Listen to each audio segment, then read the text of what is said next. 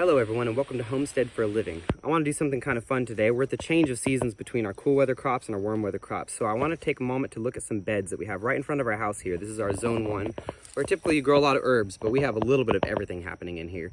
And I want to show how much food production can happen in 100 square feet of space. We've got these landscaping timbers we laid down. They're about six feet.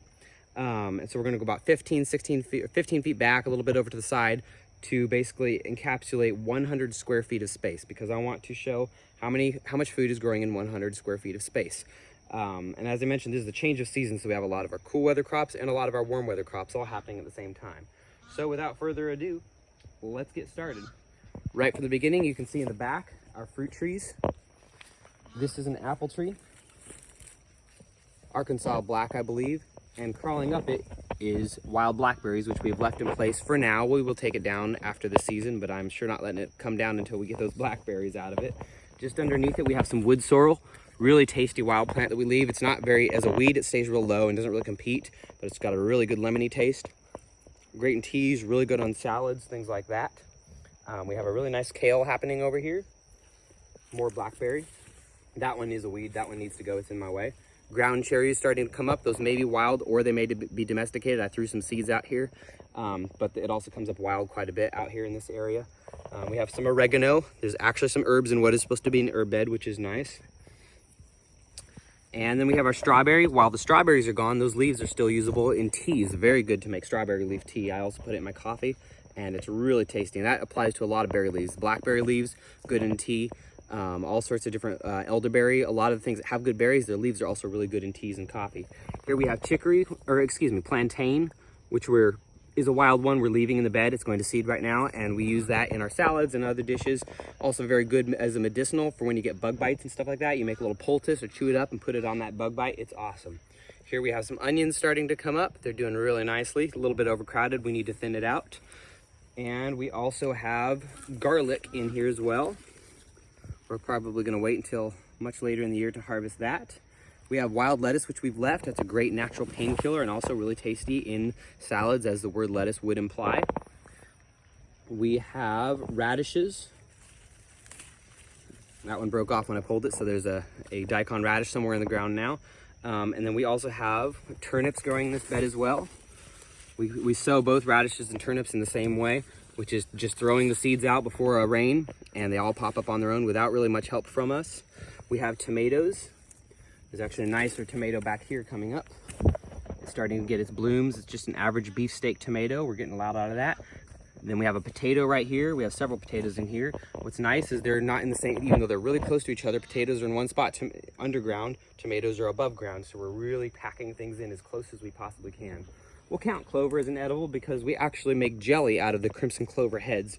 Really tasty, one of the best jellies I've ever had, even better than berry jellies. So I encourage you to plant crimson clover as a nitrogen fixer and a good fodder source for your animals, and to make jellies out of. Down here we have greenbrier. That is a wild edible that I do not mean to leave in the bed because it has thorns, so that guy is gonna go. That's actually gonna get weeded. Believe it or not, I do occasionally weed. I know it doesn't look like it. Here we have some mint. Again, we're supposed to actually have some herbs in our herb beds, I guess. That's a good idea. Around here we have our squashes and watermelons, crimson sweet watermelon and summer squash. It's just about to start bearing some squash for us, I think. We're not too far off of that. And let's go to the end of this bed here, or rather the front of it. Right here we have an asparagus. I started that a couple years ago in a pot at our last place and brought it with me because it takes asparagus a couple of years to get going. We have some parsley. We have currants. And it's actually starting to get some flowers, so I think this will be our first year actually getting some production off of that. Here it is. There's some flowers from the currant. We have a comfrey. It's not an edible plant, but it is medicinal, and it's certainly edible to the animals. They absolutely love it.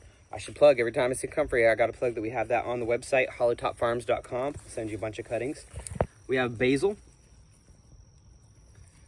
And we might be drawing to a close here. I don't know how many species we're at, so somebody in the comments is going to have to do all the counting for me and let me know how many species we came to. But let's double check here and make sure that we actually counted up everything. We actually have some borage sitting in seedling trays there that we need to get out. We already counted the wood sorrel. All right, I think that's it. So, a little more kale back here. So that's 100 square feet of space. As you can see, there's a tremendous amount of food in there.